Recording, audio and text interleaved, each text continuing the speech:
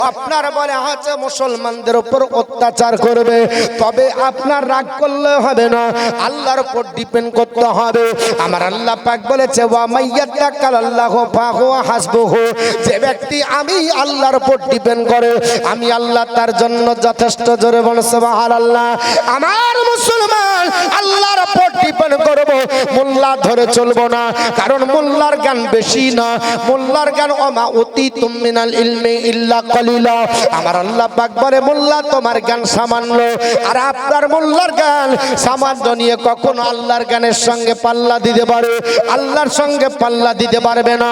আমাদের নবীর উপরে গোস্তাকি করতেছে, নবীর উপরে আপনার জ্বালা যন্ত্রণা যতই করুক না কারো, কখনো নবীকে আপনার বলে হয়েছে বিবাহ বন্ধনের মাধ্যমে নবীর উপর কটূক্তি করছে, ঠিক না বেঠিক বাবা?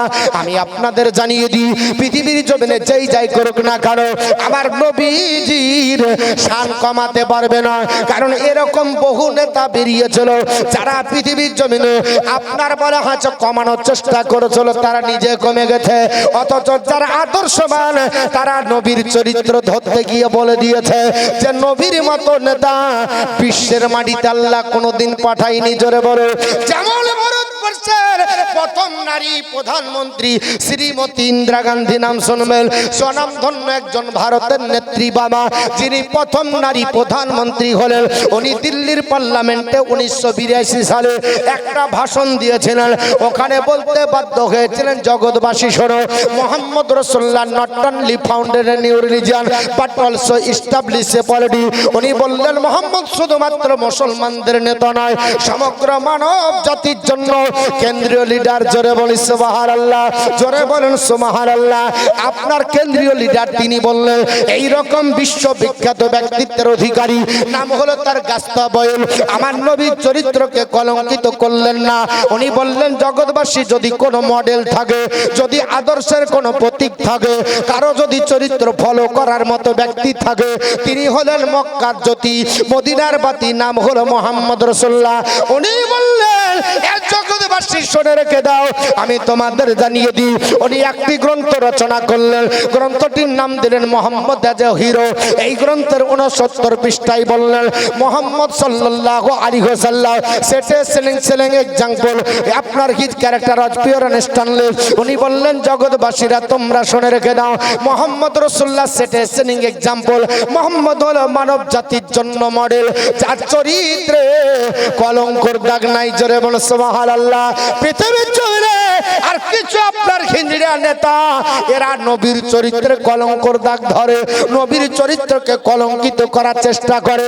শুনে রেখে দেন এইরকম বহু আপনার নাস্তিক এসেছে, বহু আপনার বলে হয়েছে নেতা এসেছে, বহু বাদশা এসেছে ইসলামকে মেটানোর জন্য, আগেও মিটাতেই পারেনি, এখনো পারবে না। নাকি পারবে নাকি? জোরে বলো।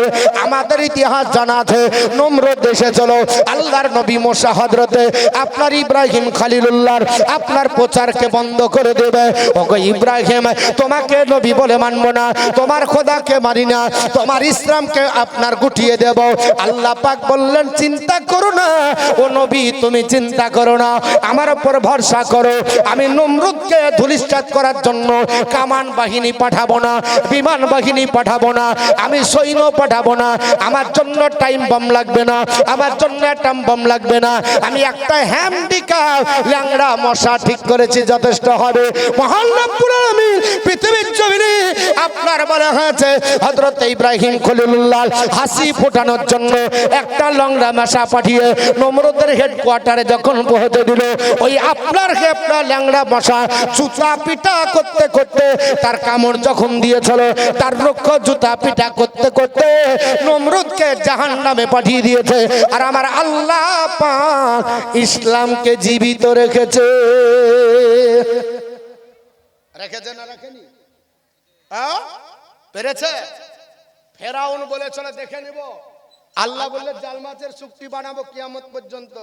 বেশি চিন্তা ভাবনা নিও না। সূরাটির নাম সূরা ইউনূস আয়াত নাম্বার 92, ফালিয়াউমা নুনাজ্জিকা বিবাদানিকা লিতাকুনা লিমান খালফাকা আয়াতান। ফেরাউন বলল আমি চিন্তা করছি আপনাকে গুটিয়ে দেব, আমাকে খোদা বলে মানতে হবে। আনা রাব্বুকুমুল আলা, আমি সবচাইতে বড় খোদা, আমি হলাম সবচাইতে বড় খোদা।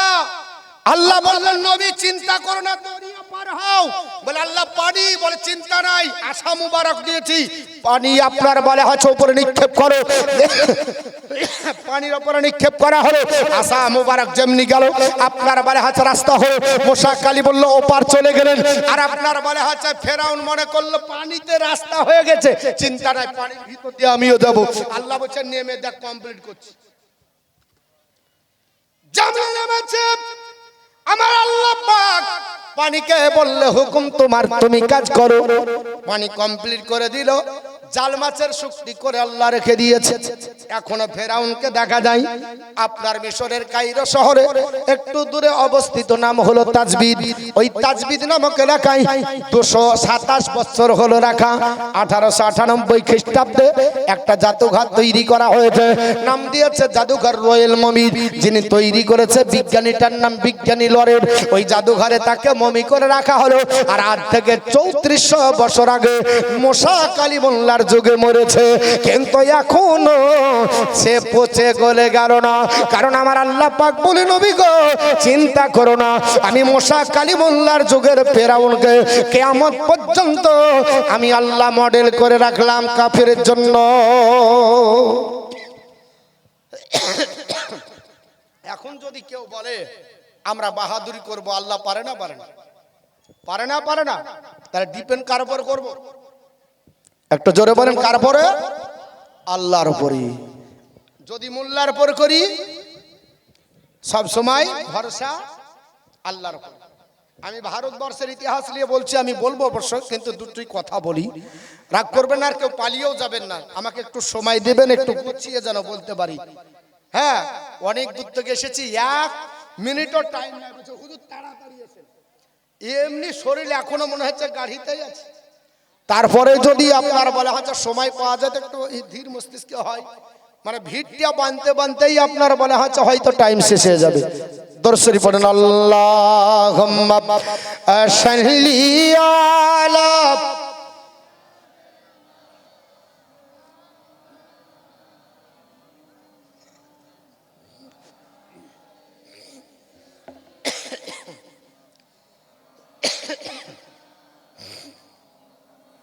وعلى آل سيدنا مولانا মুহাম্মদ সাল্লাল্লাহু তাআলা আলাইহি ওয়াসাল্লাম। আমার মুসলমান বলার উদ্দেশ্য হলো, সাদ্দাত বাদশা বলেছিল আল্লাহ তোমার সঙ্গে পাল্লা দেব, আমি নিজেই টাকা দিয়ে জান্নাত তৈরি করব। আল্লাহ বলল পারবি না, সদর গেট বুকের উপর ফেলে জাহান্নামে পাঠাবো, স্বাদ মিটিয়ে দিব। আমার আল্লাহ সদর গেট ভাঙে আপনার সাদ্দাতকে জাহান্নামে পাঠিয়ে দিয়েছে, আল্লাহর সঙ্গে পাল্লা দিয়ে পারেনি। এ মুসলমান, মুসলমানের একটা নামধারী সন্তান, নাম হলো তার সালমান রুশদি। আর আল্লাহর কোরআনের ভং ধরে চলো, কোরআনকে দা স্যাটানিক ভার্সেস বলে চলো, শয়তানের বাক্য বলে চলো। আমার আল্লাহ তাকে জাহান্নামে পাঠিয়ে দিয়েছে, অস্তিত্ব আমার আল্লাহ হারিয়ে দিয়েছে। বাংলাদেশে রজব আলীর মেয়ে, নাম হলো তার তাসলিমা নাসরিন, আল্লাহর নবীর চরিত্রকে কলঙ্কিত করে চলো, আজানকে বেশ্যা নারীর আহ্বান বলে চলো, আল্লাহর নবীর চরিত্রে ভং ধরে চলো। ও মুসলমান, আল্লাহ সহ্য করেনি, তাকে প্যারালাইসিস দিয়ে পৃথিবীর জমিনে আপনার বলে হচ্ছে প্রস্রাব পায়খানা বিছানার মধ্যে করিয়ে দিয়েছে। আল্লাহ পাকের মার বড় মার বাবা। এ মুসলমান, আপনারা জানেন না পৃথিবীর জমিনে এইরকম মুসলমান পৃথিবীর জমিনে যারাই আপনার কোরআনের বিরুদ্ধে দাঁড়াবে, হাদিসের বিরুদ্ধে দাঁড়াবে, আল্লাহর বিরুদ্ধে দাঁড়াবে, নবীর বিরুদ্ধে দাঁড়াবে, আমার আল্লাহ তাদেরকে কমপ্লিট করে দেবে। আজ থেকে 25 বছর আগে কলকাতা হাইকোর্টের প্রধান বিচারপতি, নাম হলো ম্যাডাম পদ্মা খাস্তিকি, উনি চিন্তা ভাবনা নিয়েছিলেন আপনার কোরআন বন্ধ করে দেব। এখন যেমন কেউ বলছে কোরআনে প্রস্রাব ফিরে দি, বলছে না, বলছে না, যেমন বলছে কোরআন পড়িয়ে দিতে হবে, কোরআন আপনার লেখা যাবে না, এরকম যারা বলছে শুনে রেখে দেন, আপনি শুনে রেখে দেন। আজ থেকে 25 বছর আগে চ্যালেঞ্জ করা হয়েছিল কোরআন আপনার পড়তে দেওয়া হবে না, কোরআন স্টাডি করতে দেওয়া হবে না। তারা পৃথিবীর জমিনে কোরআনকে কিছু করতে পারেনি, মুসলমানকে যেতে হয়নি, মুসলমানের যাবার প্রয়োজন হয়নি। ক্যালকাটা আপনার ইউনিভার্সিটির স্বীকৃতি প্রাপ্ত বাংলা সাহিত্যের লেখক, নাম হলো আপনার ডক্টর অসিত কুমার বন্দ্যোপাধ্যায়। উনি ডাক দিয়েছিলেন ম্যাডাম, এ ম্যাডাম, পৃথিবীর অন্য গ্রন্থ বন্ধ করা যাবে, আল্লাহর কোরআন বন্ধ করা যাবে না। আল্লাহর কোরআন আপনার ডিলিট করা যাবে না, আল্লাহর কোরআন ধ্বংস করা যাবে না। বলে কেন যাবে না? বলে তা যদি হয় তার প্রমাণ নেবার জন্য আমি 250 টাকা দিয়ে কোরআন কিনছি, বস্তার ভিতরে ভরে দেন, রামায়ণ বস্তার ভিতরে ভরে, মহাভারত বস্তার ভিতরে ভরে, গীতা বস্তার ভিতরে ভরে, ত্রিপিটক বস্তার ভিতরে ভরে, গ্রন্থ সাহেব বস্তার ভিতরে ভরে, জিন্দা বস্তা ভরে। আপনার বলে হয়েছে এইরকম করে বস্তার ভিতরে ভরার পরে হাওড়া ব্রিজে নিয়ে যান, জলাশয়ে নিমজ্জিত করেন, 1 বছর সময় দেওয়া হবে, রামায়ণ তৈরি করে দেখান। ম্যাডাম বলল হবে না, রামায়ণের হাফেজ পাওয়া যাবে না, এর জন্য রামায়ণ হবে না, 2 বছর সময় দেওয়া হবে, মহাভারত তৈরি করেন। ম্যাডাম বলল সম্ভব নয়, এরও হাফেজ পাওয়া যাবে না, সম্ভব আপনার হবে না, 3 বছর সময় দেব, গীতা তৈরি করে দেখান, সম্ভব হবে না, এরও হাফেজ পাওয়া যাবে না, 4 বছর সময় দেব, 4টা বেদ তৈরি করো, ঋগ্বেদ, সামবেদ, যজুর্বেদ, অথর্বেদ, সম্ভব হবে না, এরও হাফেজ পাওয়া যাবে না, 5 বছর সময় দেব, হিন্দু শাস্ত্রের প্রাচীন গ্রন্থ নাম হলো তার পুরাণ, 18 খণ্ডে বিভক্ত, তৈরি করে দেখাও। বলে এটাও সম্ভব হবে না, এরও হাফেজ পাওয়া যাবে না, 6 বছর সময় দেব, ত্রিপিটক তৈরি করে দেখাও, সম্ভব হবে না, এরও হাফেজ পাওয়া যাবে না, 7 বছর সময় দেব, গ্রন্থ সাহেব তৈরি করো, সম্ভব হবে না, এরও হাফেজ পাওয়া যাবে না, 8 বছর সময় দেব, জিন্দা বস্তা তৈরি করো, সম্ভব হবে না, এরও হাফেজ পাওয়া যাবে না। এ ম্যাডাম 8 বছর দরকার নাই, 8 মাসের দরকার নাই, 8 দিনের দরকার নাই, মাত্র 8 ঘন্টা মুসলমানের একটা ছেলে হাফেজে কোরআন মাদ্রাসার একটা আপনার হাফেজকে এক জায়গায় দাঁড়িয়ে দাও, সূরা ফাতিহার আলিফ লাম থেকে শুরু করে দেবে সূরা নাসের সিন পর্যন্ত এক জায়গায় দাঁড়িয়ে টোটাল রেকর্ডিং করা কোরআন মুসলমানের বাচ্চা শুনিয়ে দেবে। জোরে বলেন সুবহানাল্লাহ। আল্লাহর কোরআন এক জায়গায় দাঁড়িয়ে টোটাল রেকর্ডিং করা কোরআন আপনার শুনিয়ে দেবে মুসলমান। এটা মুসলমানের বাহাদুরি নয়, এটা আমার আল্লাহ বলেছে নাহনু নাযালনা যিকরা ওয়া ইন্না লাহু লাহাফিজুন। আমি আল্লাহ পাক এই কোরআন অবতীর্ণ করেছি, আর কোরআন সংরক্ষণ করার দায়িত্ব আমি আল্লাহরই উপরে।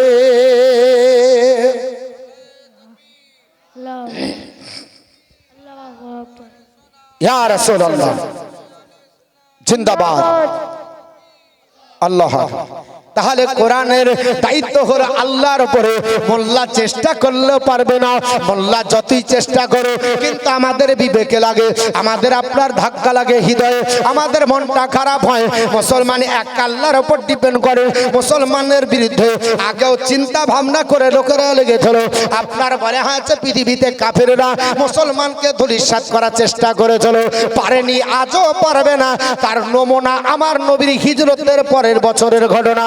নবী পৃথিবীর জমিনে ইসলাম যখন প্রচার করতে লাগলেন, গোটা আপনার মক্কা মুআজ্জামার কাফেররা তারা দুশমন হয়ে দাঁড়িয়ে গেল। একটি আপনার পৃথিবীতে নবীকে কেউ খারাপ ভালোবাসতো না, নবীকে কেউ দুর্ব্যবহার করে ব্যবহার করতো না, কিন্তু নবী যেদিন ইসলাম প্রচার করতে লাগলেন সেই দিন থেকে দুশমন তৈরি হয়ে গেল। সেই দিন থেকে বলল না তুমি আমাদের নেতা হতে পারো না, তোমাকে নেতা বলে মানবো না। অথচ পৃথিবীর জমিনে সমস্ত আপনার ব্যক্তিরা বলেছে নবীর মতো চরিত্রের অধিকারী পৃথিবীর জমিনে কেউ নাই। জোরে বল সুবহানাল্লাহ। আজকে পৃথিবীর জমিনে আমার বিশ্ব নবীর আদর্শ দেখে গোটা বিশ্ববাসী মুগ্ধ হয়েছে। যেমন আপনার বলা হয়েছে বিশ্ববিখ্যাত ব্যক্তিত্ব, আমেরিকা বাড়ি, নাম হলো তার ওয়াশিংটন আরভিন। উনি মক্কা বিজয়ের হিজরতের ঘটনা দেখতে গিয়ে বলতে চাইলেন, বলে জগৎবাসী শুনে রেখে দাও, আমি ওয়াশিংটন আরভিন বলতেছি, তোমাদের কাছে সারেন্ডার হয়ে গেলাম, কারণ মুহাম্মদ রাসূলুল্লাহ আপনার সম্পর্কে তোমাদের জানিয়ে দিতেছি। আপনার বলে আছে, তিনি বললেন আপনার পৃথিবীর জমিনে the whole conduct of Muhammad on gaining position of Mecca should that. উনি বললেন মক্কা বিজয়ের সময় মুহাম্মদের চরিত্রে এটা স্পষ্ট হয়ে উঠেছে, মুহাম্মদের চরিত্রে এটা আপনার স্পষ্ট হয়ে দেখা যায় যে আপনার তিনি বললেন জগৎবাসীরা তোমরা শুনে রেখে দাও, ইট ওয়াজ আপনার মোর দ্যান মিলিটারি টার্ম। এটা আপনার বলে আছে সামরিক বিজয় চাইতে অনেক বেশি ধর্মীয় বিজয় ছিল। His heart to subtend to his native place. তার স্বদেশের প্রতি মুহাম্মদের আপনার সাল্লাল্লাহু তাআলা আলাইহি ওয়াসাল্লামের স্বদেশের প্রতি মহব্বতটা বেড়ে গেছিল। নাও দ্যাট ইন হিজ পাওয়ার, যখন তার হাতের মধ্যে আপনার স্বদেশটা আসলো, অর্থাৎ মক্কা বিজয়ে আমার নবী যখন মক্কা বিজয় করলেন, যখন আপনার নবীজি মক্কা বিজয় করেছিলেন, ওই সময়তে কাফেররা নবীর হাতে বন্দী হলেন, সাহাবাদের হাতে বন্দী হলেন। আল্লাহর নবী যদি চাইতেন মেরে দিতে পারতেন কিনা বাপ, কিন্তু নবী না, নবী বললেন না না, কাউকে মারা চলবে না, এদেরকে ছেড়ে দাও, বাচ্চাদেরকে ছেড়ে দাও, বৃদ্ধদেরকে ছেড়ে দাও, নারীদেরকে ছেড়ে দাও। আর যারা আপনার বলা হয়েছে প্রাপ্তবয়স্ক যোদ্ধা হবে, এদেরকে আপনার বলা হয়েছে কাফারা দিতে হবে, এদেরকে পয়সা দিতে হবে, দেওয়ার পরে মুক্তিপণ নেবে। আর বর্তমান যুগে বলে এরা আপনারা নাকি জুলুম করেছি, অত্যাচার করেছি। না না না, পৃথিবীর জমিনে আমার নবী মক্কা ছেড়ে মদিনা যখন গেলেন, ওই সময়তে একজন ব্যক্তি নাম হলো তার আব্দুল উজ্জা। পৃথিবীর জমিনে বাবা আল্লাহর নবী আপনার বলা হয়েছে উপরে আস্থা রেখে চলো আল্লাহ, আমার নবী পৃথিবীর জমিনে মক্কা ছেড়ে মদিনা চলে গেল। কারণ মদিনাতে আপনার বিশ্ব নবী যখন আপনার চলে গেলেন, ওই সময়তে অনেক মানুষকে দিয়েছিল। আর যারা আপনার কাফের ছিল, মুশরিক যারা ছিল, যারা বিয়াদব ছিল, এরা মনের মধ্যে হেসেছিল। কিন্তু নবীর প্রেমিক কিছু ছিল, এরা কেঁদেছিল। যেমন আব্দুল উজ্জা, একজন আপনার বান্দা আব্দুল উজ্জা, তিনি কাঁদতেছেন। হঠাৎ করে চিন্তা ভাবনা করলো, আহারে এত সুন্দর আদর্শের মানুষটা চলে গেল, সুন্দর মানুষটা চলে গেল। কারণ নবীর আদর্শের মতো বিশ্ব আপনার মাঝে এত সুন্দর আদর্শের মানুষ কেউ নাই। লাকাদ কানা লাকুম ফি রাসূলিল্লাহি উসওয়াতুন হাসানা, তোমাদের জন্য উত্তম নমুনা রয়েছে রাসূলের মধ্যে। নবী হলো মডেল, নবীর চরিত্রে কলঙ্কর দাগ নাই, নবীর চরিত্রে কোনো কলঙ্কর দাগ নাই। আব্দুল উজ্জা চিন্তা ভাবনা করলো, মুহাম্মদ সাল্লাল্লাহু আলাইহি ওয়াসাল্লাম চলে গেলেন, আমার ইচ্ছা ছিল যে ওনার হাতে হাত দিয়ে কলমা পড়ে মুসলমান হব। আব্দুল উজ্জা চাচার অধীনে চলে গেল। চাচাকে যাবার পর ডাক দিয়ে বলে, চাচা যান, মুহাম্মদ সাল্লাল্লাহু আলাইহি ওয়াসাল্লাম সম্পর্কে আপনার ধারণা কি? চাচা বলছে, ইয়ার মতো তো ভালো ছেলে আপনার মক্কা মজ্জামাই কেউ নাই। আব্দুল উজ্জার ধারণা, তাহলে নিশ্চয়ই চাচাও আমার নবীকে ভালোবাসে। ডাক দিয়ে বলল, চাচা যান, যদি তিনার মতো সুন্দর ব্যবহার আদর্শের কোনো মানুষ না থাকে, চলেন চাচা ভাতিজাই কলমা পড়ে মুসলমান হই। চাচা বলছে, খবরদার, কখনো নয়, আমি ভালো বলে মানতে পারি, কিন্তু কলমা পড়বো না, আমি তার হাতে হাত দিব না, মুসলমান আপনার হব না। A Muslim is one who surrender himself to the will of Allah. একজন মুসলমান তাকে বলা যাবে যিনি আল্লাহর ইচ্ছার কাছে আত্মসমর্পণ করেছে। না না, আমি তো কলমা পড়ে মুসলমান হব না। তখন আপনার আব্দুল উজ্জা বললেন, চাচা যান, যখন আপনি কলমা পড়বেন না আর কলমা পড়বেন না বলে ঘোষণা দিলেন, তখন আমি আপনাকে দাঁড়িয়ে থেকে ঘোষণা দিলাম, আমি সেই মধুমাখা কলমা পড়ে দিলাম, লা ইলাহা ইল্লাল্লাহ মুহাম্মাদুর রাসূলুল্লাহ।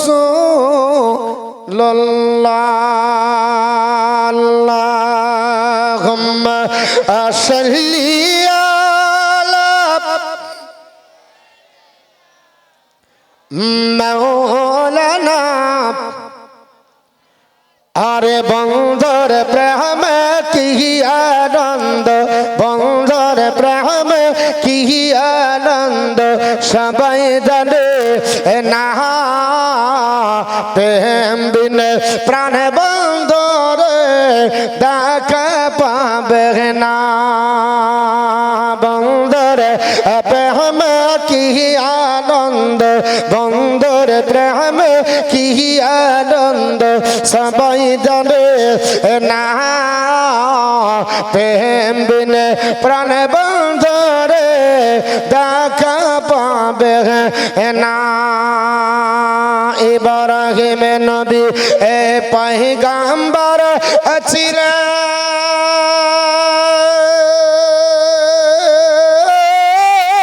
ছিলেন, বেটাকে কুরবানি দিলেন, সে তো কুরবানি নাই রে, সে তো কুরবানি নাই রে, এ তো প্রেমে বাহানা,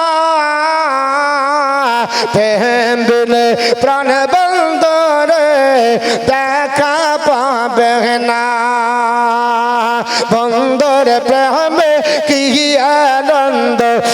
বন্ধুর প্রেম কি আনন্দ সবাই জানে না প্রেম বিনে প্রাণ বন্ধুর দেখা পাবে না মহানবী পয়গম্বর ছিলেন তোর পাহাড়ে নূর দেখিলেন মহানবী পয়গম্বর ছিলেন তোর পাহাড়ে নূর দেখিলেন খোদার নূর পাহাড় জলে খোদার নূর পাহাড় জলে মশা জলে না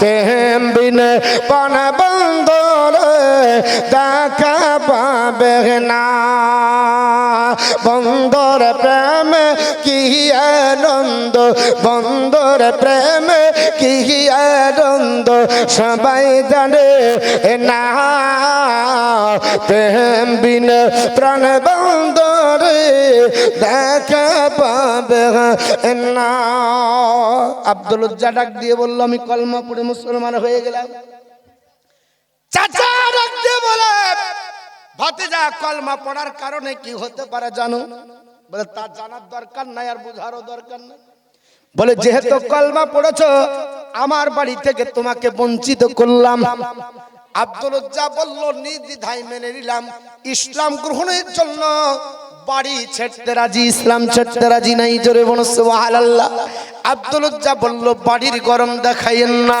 চাচা বলল শুধু বাড়ি নয় তোমার আব্বা তোমাকে শৈশবে রেখে মারা গেছে তোমার সম্পত্তি যা আছে সব বঞ্চিত করে দিলাম আব্দুল উজ্জা ডাক দিয়ে বলেছিলেন চাচা যার নির্দ্বিধায় মেনে নিলাম বাপের পৈতৃক সম্পত্তি এক কাঠারও অংশ গ্রহণ নিব না জোরে বলো সুবহানাল্লাহ ডাক দিয়ে বলল ভাতিজা শুধু তাই নয় ইসলাম গ্রহণের কারণে তোমার শাস্তি হলো আমার আপনার বলে হাঁচে বাড়িতে খাবার খাও এই খাবারটা তোমার জন্য বঞ্চিত করলাম আব্দুল উজ্জা বলল সাদরে গ্রহণ করে নিলাম ও মুসলমান ইসলাম গ্রহণ করার জন্য কি ত্যাগ করতে হবে আব্দুল উজ্জাকে ডাক দিয়ে বলল ভাতিজা ইসলাম গ্রহণ করার জন্য বাড়ি গেল তোমার সম্পত্তি গেল তোমার খাবার গেল শুধু তাই নয় আমার আপনার টাকা দিয়ে তোমাকে জামা কিনে দিয়েছি আপনার গায়ে দিয়ে যে জামাটা ছোট আমার টাকায় আব্দুল উজ্জা আমার আপনার টাকার জামাটা ফিরিয়ে দাও আব্দুল উজ্জা ডাক দিয়ে বলেছিলেন মাবুদ আমি আপনার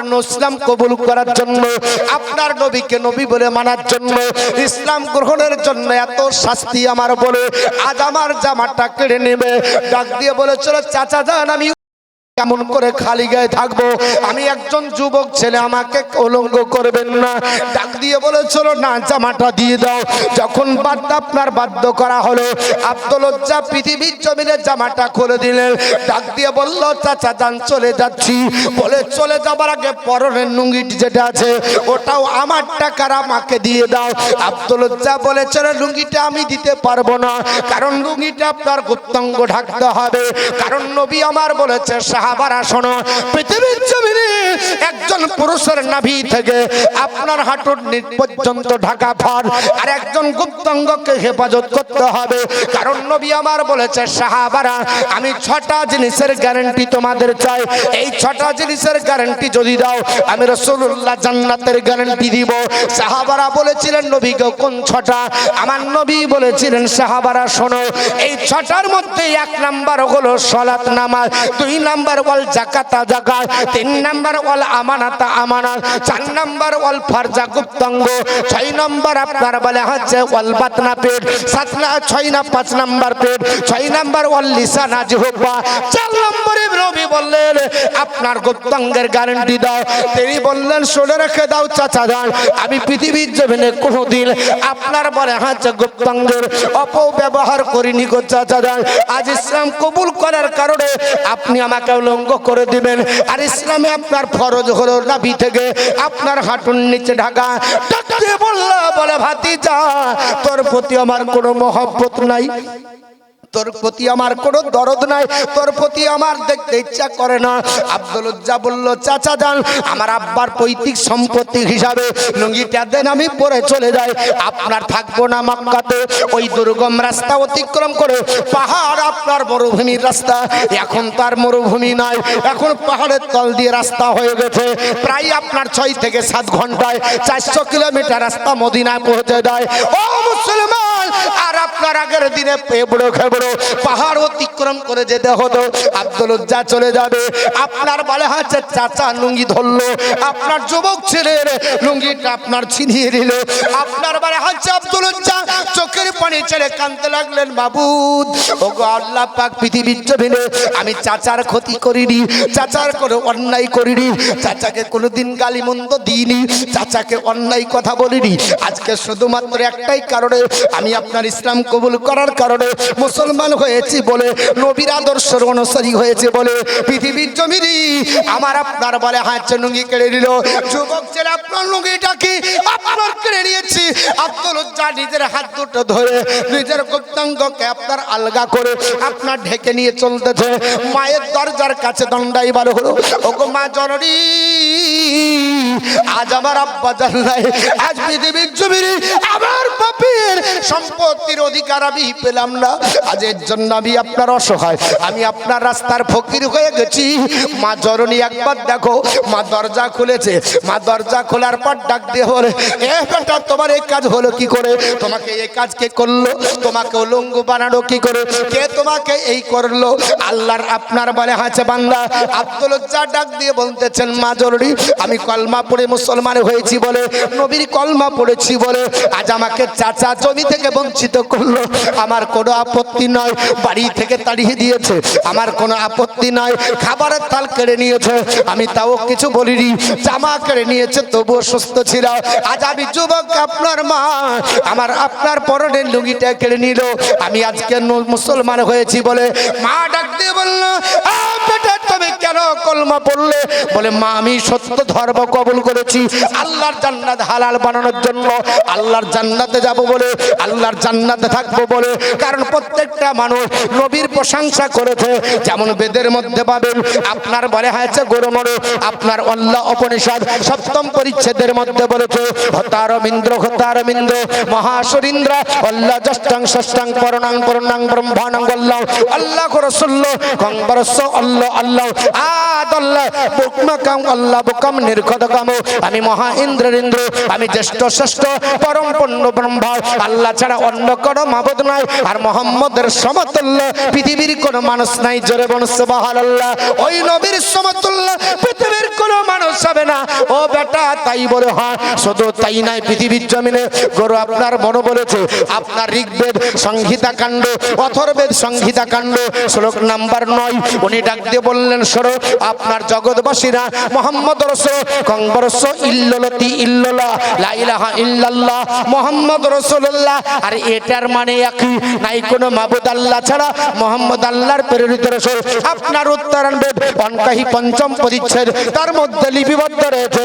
গুরু আপনার বলা আছে, বেদব্যাস ডাক দিয়ে বলেন, ও জগৎবাসী তোমরা শুনে রেখে দাও, লা ইলাহা হাত্তি পাপাম ইল্লা ইলাহা পরম পদমা জন্ম বৈকুণ্ঠ অপইনতি জপি নাম মুহাম্মাদান। লা ইলাহা পড়লে জীবনের সব গুনাহ মাফ হয়ে যায়, ইল্লাল্লাহ পড়লে চরম সম্মানের অধিকারী হয়ে যায়। আর যদি চিরতরে স্বর্গে বাস করতে যাও, বিশ্ব নবীর নাম জপ জিকির করো। হৃদয়ের মাঝে নবীর মহব্বত নিয়ে এসো। এর জন্য তো কোন কবি বলে, হৃদয়ের মাঝে, জোরে হবে না, একটাই বাসনা, যাহাব আবি সোনার মদিনা। ভালো লাগে না? কোন কবি বলে, ও শহরে মদিনা जहां मुस्तफा गए वही घर बनाने को दिल चाहता है। ইচ্ছা করে না মদিনা যাবেন, অধম গেছিল দেখে এসেছে, কলিজা ঠান্ডা হয়ে যায়, ইচ্ছা করে না যে মদিনা থেকে আসি, কিন্তু উপায় নাই, আসতে হবে। ও সোনে সে কঙ্কার ও চাঁদি সে মাটি नजर में बसा रे को दिल चाहता है ओ शहर मदीना जहाँ मुस्तफा है वही घर बनाने को दिल चाहता है हृदय रे একটাই বাসনা যাহাব আমি সোনার মদিনা আমরা সকলে নবীজির দিওয়ানা যাহাব মহারা মদিনা ধরে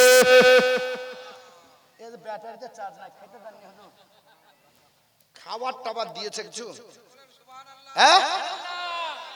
আরে মুসলমান একটা নারে তাকবীর বললে তো সব আপনার বলে হ্যাঁ কমপ্লিট হয়ে যায়। এর জ্বলন্ত উদাহরণ কর্ণাটকের সাতজাবিনের মুস্কান।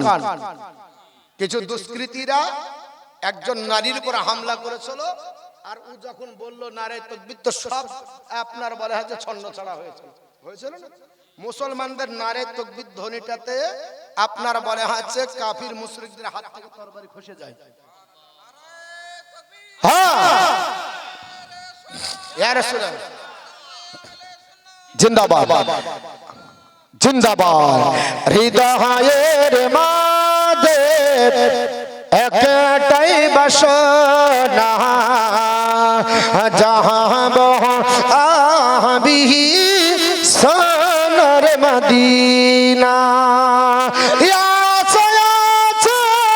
সম্বল যে নাই যে আমার কোন সফিনা থাকে তো যদি দুটি ডানা থাকে তো যদি দুটি ডানা ওড়ে যেতাম সোনার মদিনা হৃদয়ের মাঝে একটাই বাসনা চাহব মোরা সোনার মদিনা।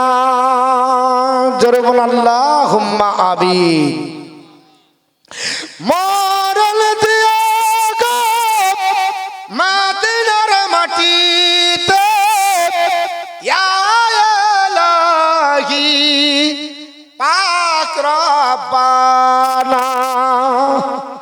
সৌভাগ্যবান গুজরাটের একটা বাস উমরা হজের জন্য গেছিল, অ্যাক্সিডেন্ট করে 44 জন তাদের জানাজা হলো মসজিদে নববী, আর দাফন হলো জান্নাতুল বাকিতে। সবাই চায়, তাই কবি বলছে মরণ দিও গো মদিনার মাটিতে ইয়া ইলাহি পাক রব্বানা। মুখতে দরদার মুখতে দরদার সালামের নজরানা নিয়ে যাব সোনার মদিনা। আমরা সকলে নবীজির দিওয়ানা যাব মোরা সোনার মদিনা। দাও। আমার বলার উদ্দেশ্য মুসলমান মায়ের কাছে দণ্ডায়মান আব্দুল উজ্জা ডাক দিয়ে বলে, আম্মা জান চলে যাব, আর মক্কায় থাকবো না, আর কোনোদিন চাচার অধীনে থাকবো না, চাচাকে বিরক্ত করব না, মা তোমার দরজায় দণ্ডায়মান হব না জননী। তবে এসেছি আমি উলঙ্গ অবস্থায় কেমন করে নবীর মদিনায় যাব? ওই মদিনা যেতে পারবো না, আমাকে একটা শুধুমাত্র লুঙ্গি দাও, একটা কোনো ব্যবস্থা করে দাও যেন আমার গুপ্তাঙ্গ পর্যন্ত ঢাকা হয়, আমার যেন ফরজটা উদাম না হয়ে যায়। মা ডাক দিয়ে বলল কিছু নাই, অথচ ডাক দিয়ে বলল যে আম্মা জান আমি আপনার সন্তান, পৃথিবীর জমিনে কোনো অন্যায় করিনি। মা ডাক দিয়ে বলেছিল বেটা চলে যা, মা পর্যন্ত তাড়িয়ে দিবে। আপনার বলে হয়েছে সেই দিন চোখের পানি ছেড়ে আব্দুল উজ্জার দরজার কাছে কেঁদে কেঁদে মায়ের কাছে শুধু এইটুকু বলেছিল, আম্মা জান আমি আপনাকে কোনোদিন গালিমন্দ দিইনি, আপনাকে কোনোদিন ব্যথা দিইনি, শুধুমাত্র কলমা পড়েছি, এটা অন্যায়। আমি শুধুমাত্র জাহান্নাম থেকে জান্নাতের পথ খুঁজেছি, এই জন্য যদি তাড়িয়ে দিন আমি চলে যাব, তবে কলমা ছাড়বো না, আমাকে একটু কিছু দেন। মা আপনার যে চাটায় বসেছিল ওই কম্বলটাকে দুথান করলেন, এক ভাগ দিলেন বলে পরে নাও, এক ভাগ গায়ে দিয়ে নাও, এক ভাগ আপনার পরে ফরজটাকে ঢাকলেন, কোন রকমে আপনার বলে হাঁচা গুপ্তাঙ্গ ঢেকে, অপরটা দিয়ে নিজের আপনার বলে হাঁচা বুকের উপর দিয়ে দুর্গম রাস্তা অতিক্রম করে আপনার মদিনাতে চলে গেলে আমার বিশ্ব নবী মদিনার মসজিদে নববীর মিম্বরে আপনার দাঁড়িয়ে খুতবা দেন। হযরত আপনার বলে হাঁচে ও আপনার তখন তো তিনি আপনার তখনও নাম তার হয়নি বাবা, আব্দুল উজ্জা তখন তার নাম। এই আব্দুল উজ্জা যখন মসজিদে নববীতে আপনার গেল, আল্লাহর নবী দাঁড়িয়ে বললেন সাহাবারা একটু রাস্তা দাও, রাস্তা দাও, আমার আপনার জান্নাতি মেহমানকে আসতে দাও। জোরে বল সুবহানাল্লাহ। নবী ডাকতে বললেন সাহাবারা আমার আপনার বলে হ্যাঁ আব্দুল উজ্জা আসতে দাও। আব্দুল উজ্জা চলে গেল, আল্লাহর নবীর কদম বসি করে হাউ হাউ করে চোখের পানি ছেড়ে কাঁদতে লাগলো, ওগো নবীজি আমি মক্কা মুআজ্জামার অধিবাসী, আপনি যখন কলমার দাওয়াত দিলেন, ইসলাম যখন প্রচার করেছিলেন, আমার মনে মনে ধারণা ছিল আপনার হাতে হাত দিয়ে কলমা পড়বো, নিজের জীবনকে ধন্য বাড়াবো, আমি আপনার মুসলমান হয়ে যাব, আমি জাহান্নাম থেকে জান্নাতের পথ অবলম্বন করব।